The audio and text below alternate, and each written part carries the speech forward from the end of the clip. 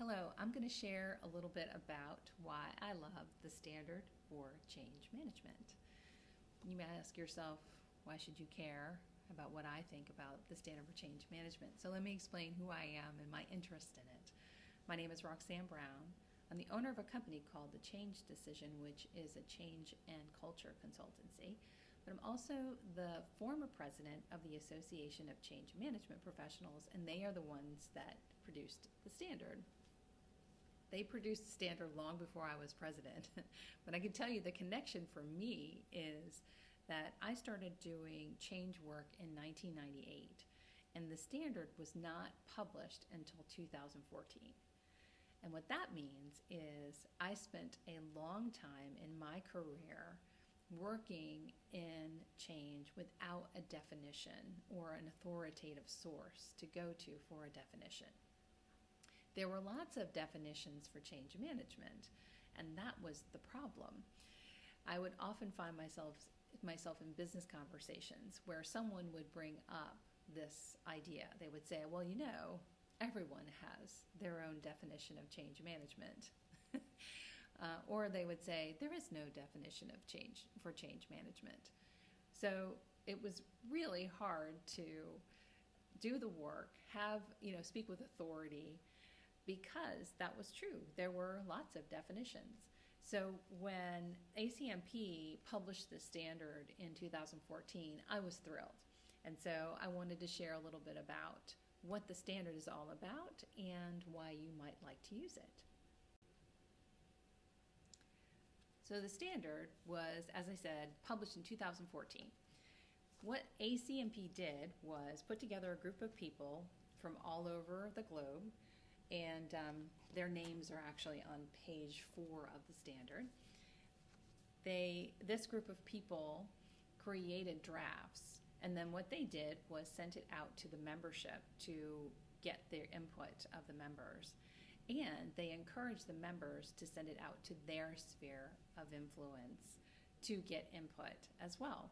So when you think about the fact that this is representing a global perspective and that many voices, it's just an amazing process in order to get to this publication. It gives it an authority and a legitimacy, not just for the association, but for the world and every industry. It did take 2 years to publish the standard because of that, and I really respect the fact that the process that they went through to create it. The other thing that's really great about this is it's model agnostic, which is really important. There are a lot of models out there, and there will be more models to come, and that's great. But the standard does not recognize any particular model. It recognizes how people go through change and how to manage it, simply put. It is not a how-to guide, and it is not best practices. It is much more of an encyclopedia. It's quite dense. You cannot come in here and do, step 1, step 2. That's not how it works. What you have here are definitions, and it explains how all the pieces fit together in a change process, but it is much too dense to be a how-to guide. What it's great for is reference. If you want to know about terminology, if you want to understand the kinds of things you might do in a change process, this is the place to come. You might also want to think about, as you're doing change work, which pieces of the change process are particularly important for the initiative that you're working on. Again, this is a great reference. So I call it the encyclopedia, a reference, but not a how-to guide. Now, True Confessions, this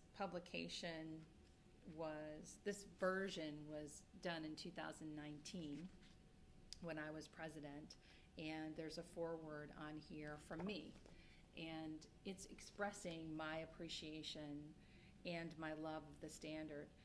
And like I said, there was no definition when I started in '98. And one of the things that did was it made for awkward conversations in the business environment when anyone could have brought up the fact that there was no definition for change management, or that there were several definitions for change management. I often heard, well, everybody has their own definition of change management, which reduced my ability to be effective as a change professional.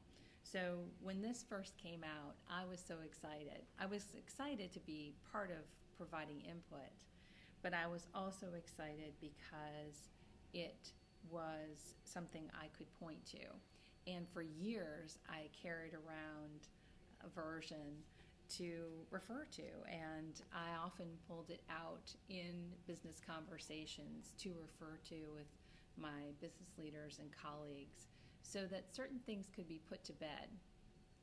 One of the things that we struggle with as change professionals is helping people understand the basics, what this thing is, what the work is. And when we spend so much time focusing on that, we don't get to the deeper conversation, the deeper work.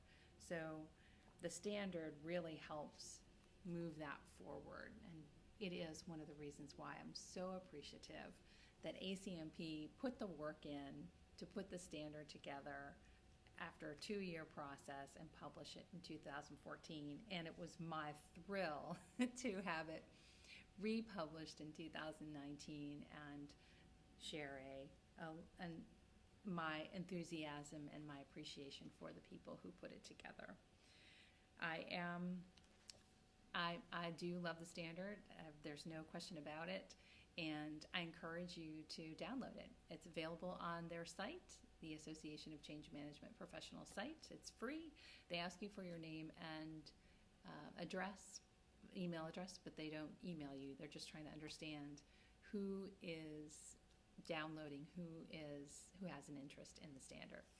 So that is why I love the standard for change management. I encourage you to use it, and I thank you for listening.